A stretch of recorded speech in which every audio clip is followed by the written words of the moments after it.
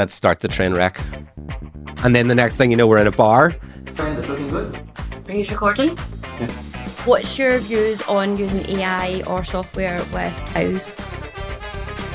I did not expect to come into this. Where are you right now, Aaron? You're obviously not in Dubai with myself, so yeah, tell me where you are. By my complexion, I'm in a very depressing, damp Belfast. The depression's year-round, but it's usually not as cold as it is today. Well, the complexion of me is very much like yourself. I've just got fake tan on because I was getting recorded today. I should have considered that myself. Yeah, maybe for the next one. Let's wait and see. So tell me how you got to where you're sitting right now on this very day, from the beginning. So I suppose the short answer is that my marketing team convinced me that we needed to start to do PR and I needed to put myself out there. And I tend to be quite an under the radar kind of guy. So they've been badgering me to do something like this for quite some time. The longer version of that story is I've been a founder of 3 companies, always been incredibly entrepreneurial from that perspective, but I'm in an incredibly fortunate position now that the reason that I did listen to my marketers and my team with regards to the podcast and with regard to SaaSY AF is because I've got an incredible team around me that are able to convince me to push myself out of my comfort zone. So I do tend to listen to them a lot more. So when you say that you were an entrepreneur from an early age, are we talking in school or previously? Yeah, I think it's. I think every school has one of those guys that's just selling Mars bars on the playground and stuff like that. So I definitely was that kind of guy. I found myself in detention more times than I'd like to admit. However, that did come at the detriment of my education. I tend to think that education isn't the be all and end all for a lot of people, and it's kind of archaic from that perspective. I was always entrepreneurial, even from an early age. I think that's definitely something that my parents ingrained on me. Okay, very good. And what did your parents do, or still do? I probably shouldn't admit it because some of the traits have definitely rubbed off on me, but my dad was a used car salesman who could turn his hands to anything, and I've seen him haggle some deals in his time. So I would say that's probably where I got my initial entrepreneurial spirit from. No, it's so true. Like, I think that's definitely something that kind of starts off in that sort of mindset.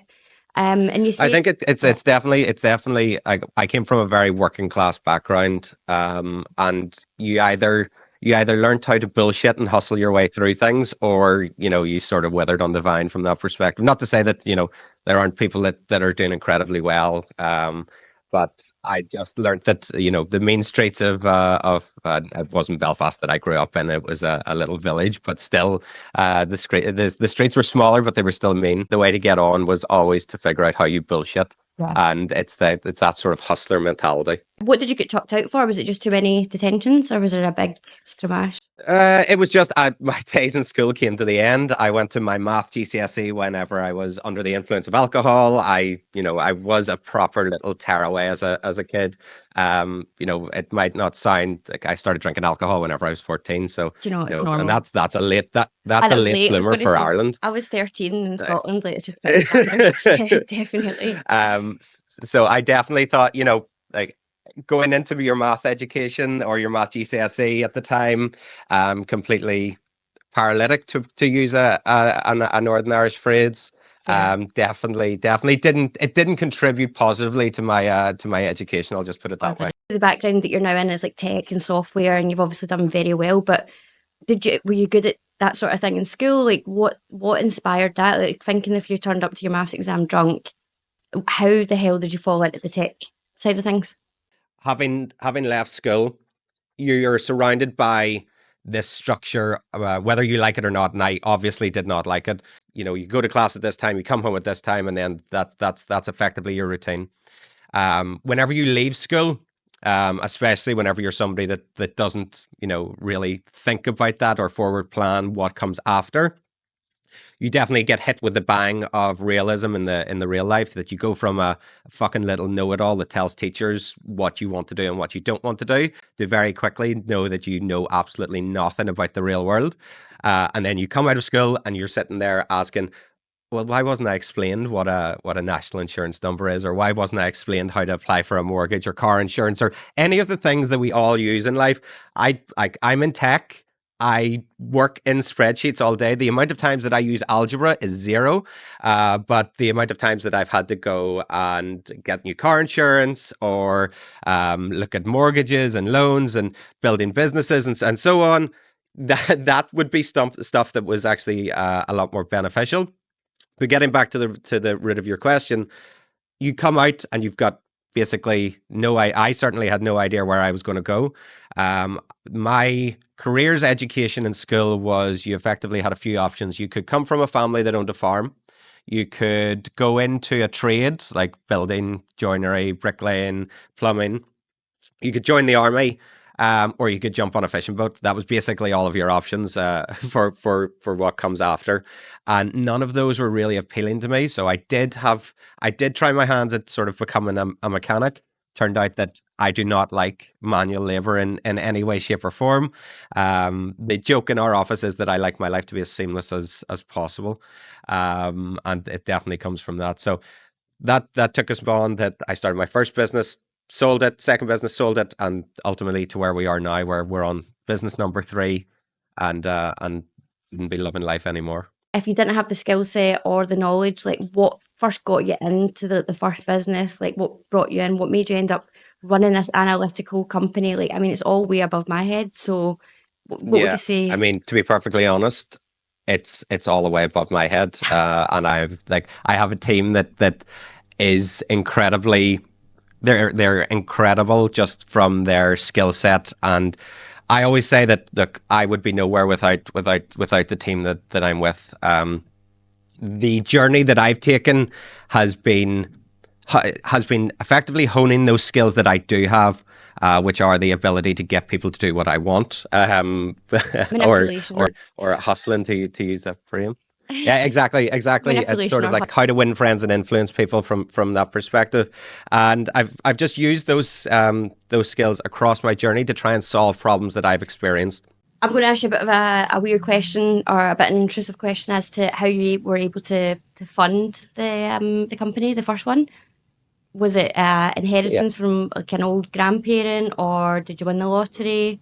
I was able to use my hustling skills, even on my own grandparents. So I was able to get them to agree to give me a small sort of loan of £10,000. Wow. I then put that to work, and that gave me the ability to go and get some grants from Invest Northern Ireland, that based out of Belfast, and do some incredible work. Um, I then met with people from the Princess Trust, and it all just, as I said, a sequence of fortunate events rather than unfortunate events all started to unfold Brilliant. to where we are today. Good stuff. And would you say that's quite a motivation for young people as well? Like, do you need that 10K to then start off, or is it quite easy just to go and get the grant?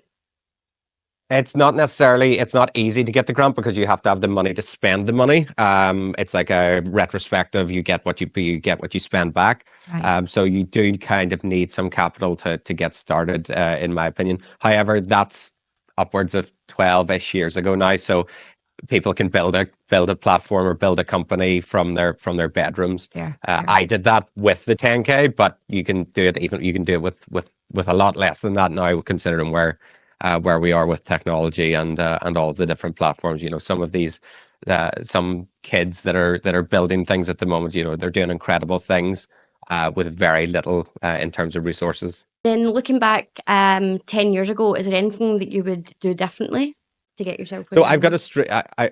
I've got a strange outlook on this in terms of every decision that I've made. I never say that I regret anything, and the reason for that is because I always ask myself, am I happy where I am now? And my typical answer has been yes to that. So if I am happy with where I am now and happy with the progress that we're making just generally, both myself and as a company, then I don't regret anything. You know, any decision that you would change that might alter where you ultimately end up. And for me, it's important to realize the journey that you've taken. It's not just about getting to the destination. It's all about the fuck ups, the pitfalls, the shit, I should have done this, or I wish I had have done that. you don't wish that because you're exactly where you are because of that. Now you have the ability to change things going forward, but from a retrospective perspective, I don't tend to look back on anything with regret, if I'm perfectly honest. Exactly, because if it was perfect the whole way as well, like it would just be a bit boring. You would have nothing to talk about Well, on this it would podcast. be shitty. Like who wants an easy life? Yeah, exactly. Like, There's nothing worse like than we all hating. say that we want an easy life, but I know that 99% of us would get incredibly bored incredibly quickly. Exactly, exactly. Because you don't really want to sit and listen to someone who's been inherited like 100K and then set something up and it all ticks off and yeah, great. But yeah, pretty boring. No, and I mean, good for them if you are blessed with that situation in life. There's no, in my opinion, there's no such thing as anybody that's self-made, or there's no such thing as anybody that didn't get some sort of leg up, or there's always somebody that had a harder time than you. So from that perspective, just appreciate the stuff that you were able to do with your lot in this world, and then try and make the most of it. That's the only thing that you ultimately can do. That's a nice wee sound clip. Um, why is the podcast called SaaSY AF or SaaSY as fuck or SaaSY? Uh, I've had multiple people, whenever I posted the initial picture of the logo, I've had multiple people say, "You do realize that you spelt sassy incorrectly," and I was those are obviously not our client audience that we're aiming this towards. So Yeah. SaaS is software as a service, which is an incredibly boring subject matter. And what we wanted to do was not to be another, inspirational bullshit business bro type podcast that's trying to ultimately sell you something. I am obviously going to try and sell you stuff throughout. However, what we wanted to do was to make it a bit more fun, a bit more blunt, a bit more to the point, lifting the veil on that bullshit culture that exists out there that every business bro on earth posts about. That's the exact opposite of who I am and what I am. As I said, I'm incredibly blunt and to the point. I don't tend to enjoy being bullshitted too. Despite me saying that throughout this that I am a bullshitter, but that's just part and parcel of being a CEO and a tech founder or founder of any startup in general.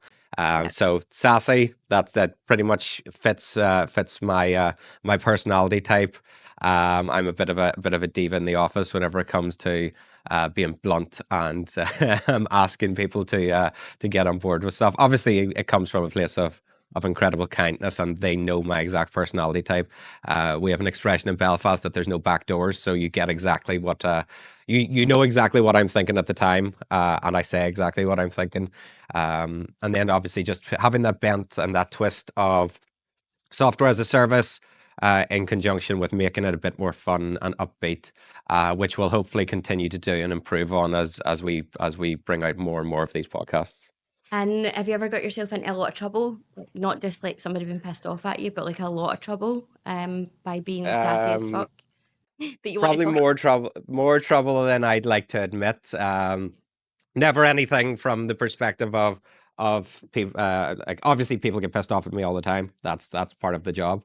And the one good thing about everybody in our team, Pam, is they are all able to go and tell me to fuck myself. They're all very much capable, and they all have on one or more occasions told me that that's a stupid fucking idea, or that was a stupid fucking question, because I'm never the smartest person in the room. If I'm the smartest person in the room, then I'm in the wrong room. And our team are incredibly good at reining in my sass from that perspective. So nothing that's ever got me into an incredible amount of trouble, because they know that what I give out, I expect back, and I appreciate and respect people more that are able to do that, especially with their founder, somebody that's able to tell you how it is. That's what I really appreciate in a team member. So I guess like our generation, I mean, I'm 34, you're 35. 31. Oh, I've just landed myself in it. I 35? don't know. I mean, you're the CEO of a massive big company. I just thought that I don't know. I've just landed myself in it. Anyway, No, to be fair, whenever I met my co-founder, which was about 6 years ago, she thought I was 30. So I've just been perpetually 30 for the past 10 years, obviously. Like, so I know, but 35, that's age. That was I don't know. That was a low blow. That's why I'm just putting you 1 year above me. So I apologize. But I was going to say, we're of the generation that we basically remember life without social media or any sort of software like this. I mean, I'm talking about like 10 years ago, we didn't even have WhatsApp. Like, how the hell did we even communicate without WhatsApp? Like, how did we? Like, did we phone each other? Like, can you remember? You would have been in I school, was you'd have like, been for me, it was 21. O2 lend us a quid, and I'm pretty sure that I still owe O2 a quid.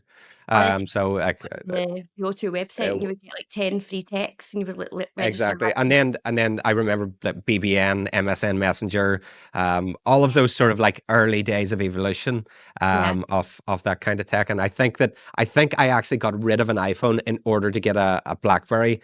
I know, Oh, crazy. In order to have BBN. Um, almost ridiculous. the first iteration of WhatsApp. So yeah, it's been crazy. But whenever you think about it from the generation that we're in, it's my opinion that we're incredibly fortunate because we got to experience the going out and touching grass, climbing a tree, Yeah. the rubbing Merton, rolling around and muck, and like just Are we having a actually doing that? childhood.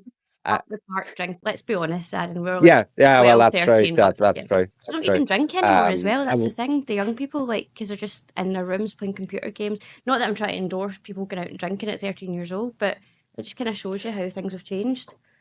Did you experience dial up internet when you were younger, or are you a bit young for that? no, I did, and I remember that. I remember the. I remember the Ba-ding, like ba-ding, boop. that sound. It still sends shivers down my spine. Or whenever the your TV used to flicker. Whenever you were about to get a text and you knew that there was somebody about to Oh, send you a text message. that still That happens to feeling my was. grands. Oh, not my grands, my aunts, but if they've got on the, like, the wireless and you can hear it going and coming through. It's so strange. I remember having to fight my way in the order to get like the one desktop computer that we had access to in order to use LimeWire to download to download music and put it onto a CD for a Walkman. Which like it just seems so archaic now. It just seems so crazy that that was the technology at the time. I always remember saying to myself, like, my goal in life is to be able to afford unlimited like downloads on Apple Music. Then obviously then Spotify came in and I was like, oh, what am I going to do now? But my dream is to be able to afford Marks and Spencer's from a full food shop instead of just like going to like Asda or whatever. Have you got any like goals like that? Now obviously you've made quite a bit of money and you're really successful in what you've done. Like what's your next like quirky goal or something that's not just like one of Oh, these standoffish, not standoffish, what's the word?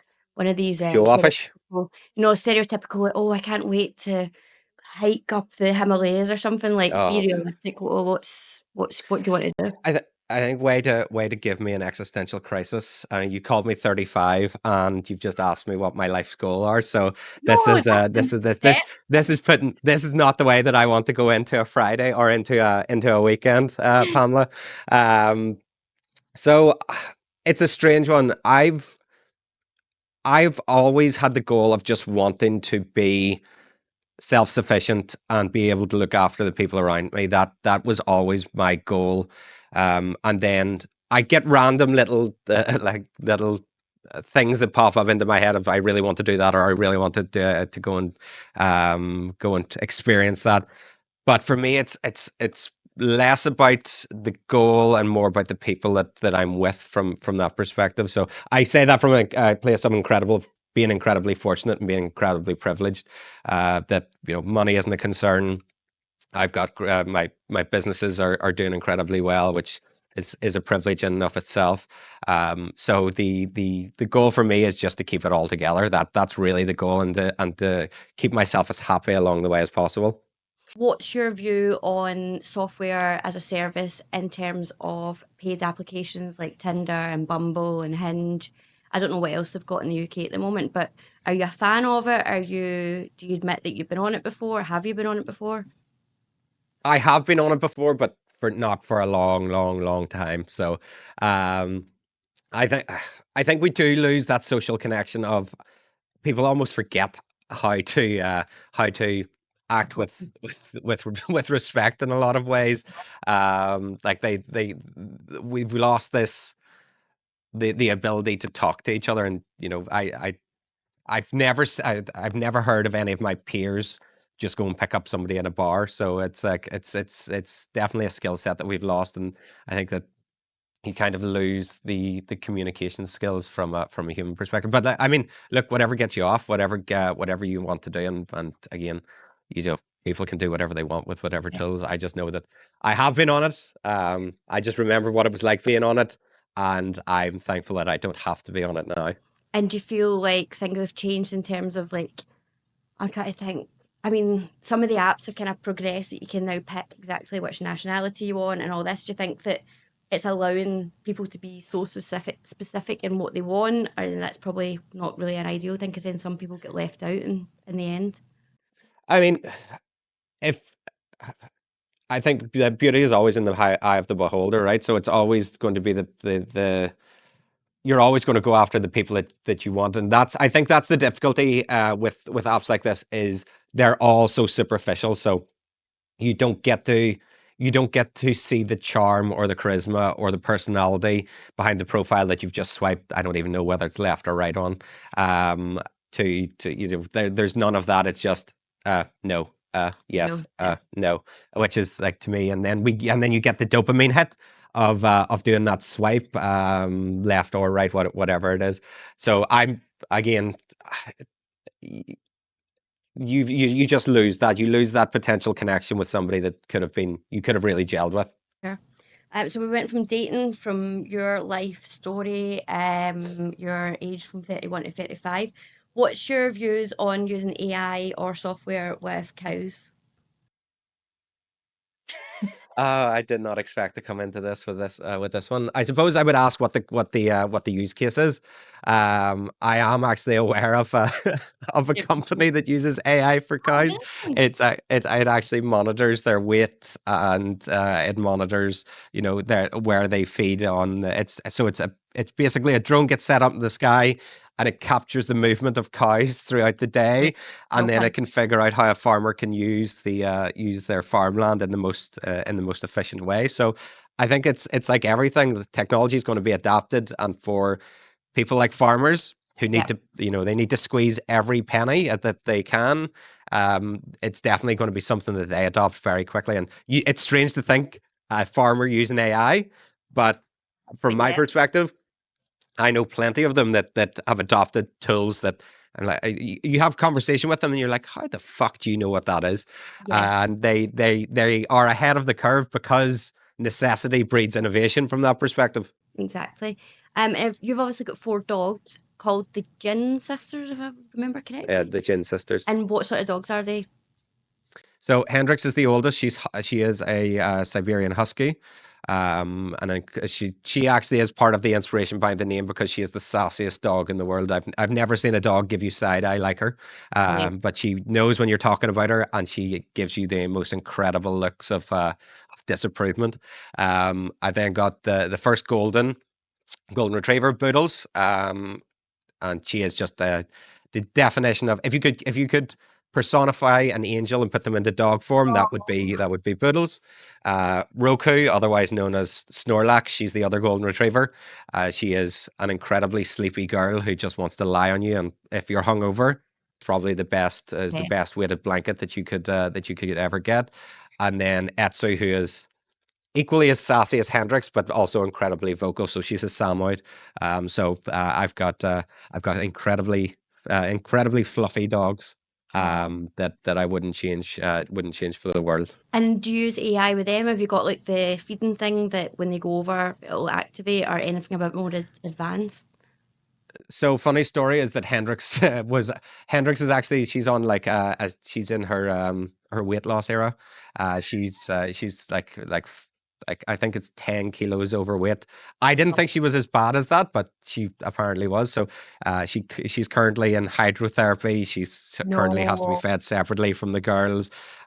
We do at Hurry, we do big Christmas donations every year.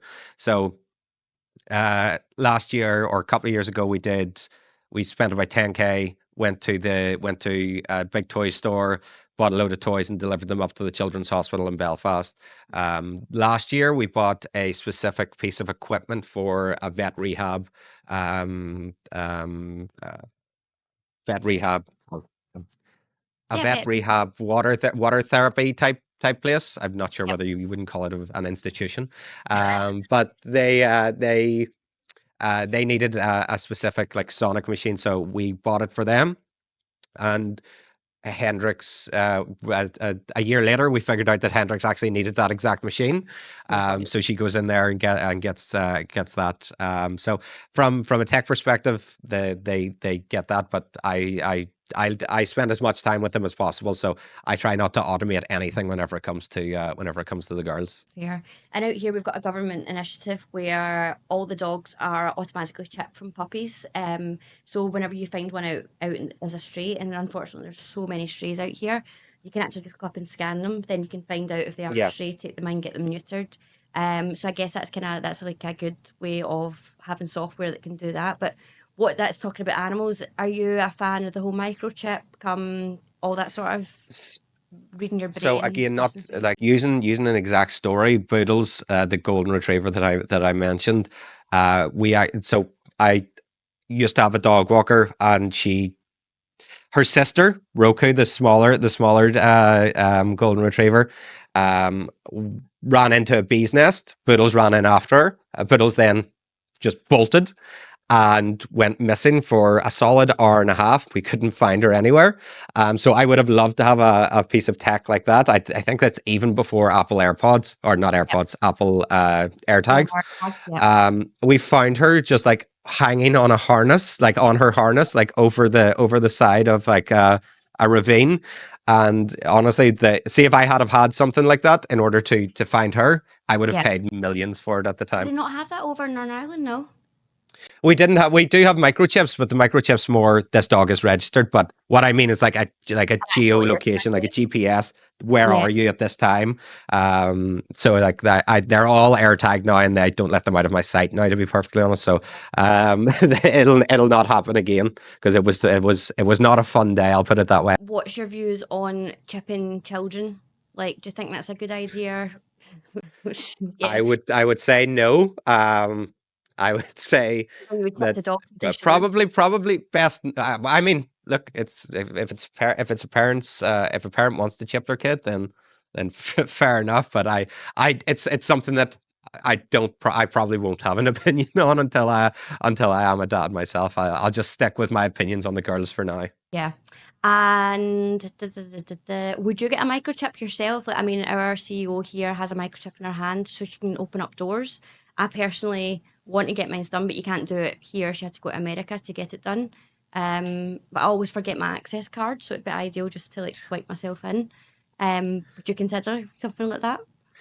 So it's such a strange world that we live in, right? Because we went from people talking about COVID and Bill Gates trying to microchip us, and that being a big concern too. We're now willingly going out and getting, whether it's Elon Musk's Neuralink or whether it's microchips that your boss has. It's just a strange flip in such a short period of time, short period of time, where people are willing to go and do that. I think it would depend on the application itself. I don't think I would ever want to get the Neuralink. I say that now as it's not available, but Yeah. am I sitting here saying that I would never get the iPhone, if this was pre-iPhone, and then I have an iPhone? So I would need to know what my use case would be for it. Um, I my gut reaction is fuck no. Yeah. But that's not to say that that doesn't change, because, as I said, I do enjoy tech and I love things being seamless. So Yeah. if it was a case that I didn't need to wear, because I currently wear an Apple Watch, an Aura Ring, and a Fitbit on my leg, which looks like an ankle tag from a prison. Fair. Um, if I could get all of that in one place and I wouldn't need to worry about charging them, then maybe, I've sort of just sold myself and convinced myself as we've been talking about it. So let's talk about what we've got planned for the upcoming months. Obviously today I'm the producer, I'm based over in Dubai. I'm just going to be in the background as you've got some guests on. So today was just more about getting to know you, getting to know a bit more about software as a service. Have you got any good leads, or do you want to share anything, or do you want to keep it a bit more of a secret? So I think the biggest goal for this podcast is to, selfishly get myself out there. And what I want to do, though, while we go through this journey of, pulling down the drapes, and showing people the inner workings of the glamorous world that is software as a service, Yeah. we want to have great conversations with great founders. We've currently got some heavy hitters, possibly people from Notion, OpenAI. We've hopefully got some guys from Facebook coming on. But all of this is to be fun while we do it. I always say, look, I want to do cool shit with smart people. I want to have fun conversations with cool people as well. Yeah. So that's all part. That's all part of what our plan is, as we go along. Yeah, and people want to listen to podcasts when they're relaxing. You don't want to listen to all this boring dribble about rules and regulations. You want to hear just a bit more of a funnier take on sort of these sort of situations. Yeah, exactly. And like if you want to tune in about GDPR, folks, make sure to listen to the next one. That's it's obviously a joke. Oh, was it? Sorry. The sarcasm's tripping off. But yeah, on an ending note, what I want to do is focus on different like trends that are on social media in terms of taking the piss out of corporate slogans, or whether it be corporate like plans that we do, Christmas parties. What I've chosen today is the corporate roast. So what would you say that a practice or a trend that's mandatory fun? What's your pet hate there? What's the funniest one that you've heard of, or what's one that you want to bring in soon for your team? So mandatory fun. I mean, even the word mandatory puts a shiver down my spine. So we always try to veer away from things being mandatory, just as a general rule of thumb, because I just don't want people to hate me for forcing them to do something that they don't want. So like, there's the usual things of. Even thinking about it gives me a cringe and gives me the ick. An example that we want to that we've started to use is to make them more of a collective, so people get to decide what they want to do rather than us telling them that this is going to be mandatory fun. You see, most of the time, people just want to fuck off home and they don't want to have anything to do with you Yeah, at the end that's of the actually day. you find out. And respecting that is completely fine. We actually had somebody leave because we throw too many events, and I was like, okay, this is the point where we maybe need to make this completely voluntary, Yeah. rather than forcing people to come to company events. Yeah. Do you do, just out of interest, do you do any like incentives in your work at the moment, like other than the staff outings? Like have you got creative incentives that you currently offer the team that's not financial? Yeah, so we've got full flexi time. So this started as at the start of the year. We basically allowed our team to accrue time over the week to take it off on the Friday. That's since expanded to they can accrue as much time as they want the week prior and then take it off the following week. So we're a full fully flexible company. My thinking behind this is I'm not a teacher in a high school, and I don't need to know where you are at all times.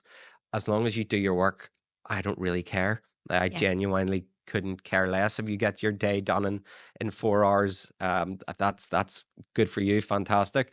Um, I don't care if you're doing it from a like a Starbucks or from an office. I genuinely couldn't care less as long as you're producing what we need. Then we're in a good place from that perspective. We've just introduced a tool called. Sorry, Sorry, and Pamela. always in the office, or you can work from anywhere at any point? Have you got like You any can sort work of from anywhere. You can work from anywhere at any point. So we're a very hybrid. We're not a remote first company. We do have an office. That's purely because I enjoy being around people, and I want to cater for the people that want to be in office. Yep. But you can work from home. You can work from anywhere. You can, if you wanted to be lucky enough to be on a beach somewhere, you could work from there. I again don't really care. So you're Just from a duty of care perspective, I'd kind of like to know where you are, Yep. but at the same time, I don't need to. That's amazing. Yeah, I think that's us. Thanks for listening, guys, and join us next time. Thank you. Goodbye.